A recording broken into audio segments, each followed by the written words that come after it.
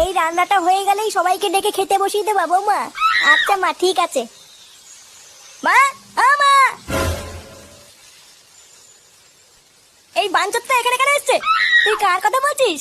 এই যে মাসিমা, আমার কথা বলছি গো। আপনার ছেলেটা না খুব দুষ্টু, একটু ইয়ার কিউ বোঝে না বাবা গো বাবা। হ্যাঁ গো, তুমি আমার ভাইকে গালাগালি দিলে।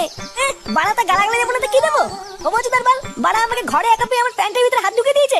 মা গো মা, জামাই বাবু তুমি অত রেগে যাচ্ছ কেন? আমি তো তোমার শুধু একটু সাইজটা দেখছিলাম গো। সাইকেল ছিল হোম তার বাল, বাড়ি গিয়ে বাবার সাইজ দেখবি যা। কি সব উল্টো পাল্টা কথা বলছিস তুই? যা বলেছি ঠিকই বলেছি। লেওরা আজকে প্যান্টের ভিতরে হাত ঢুকে দিচ্ছে, কালকে তো বলবে হালকা করে পুঙাও মেরে দাও। এই কি হয়েছে রে? এত চেঁচামেচি কিসের? দেখুন না মেশামশাই, মা গো মা, আপনার ছেলে একটু ইয়ার কিউ বোঝে না। ওটাই আর কি ছিল বাঞ্চদ? দেখেছেন তো কিভাবে বলছে। দেখো মা, আমি কিন্তু বলে দিচ্ছি, এই চুদির ভাই যদি বাড়িতে থাকে আমি কিন্তু বাড়ি থাকবো না, বলে দিলাম। চোরে বাচ্চা, তুই ঘর থেকে বেরিয়ে যা।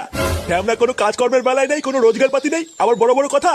ও বাড়া, মায়ের থেকে মাসির দরদ বেশি, তাই তো? বাড়া এখন তো দেখছি আমার থেকে এই বাড়িতে এই হোমোচোদার দাম বেশি।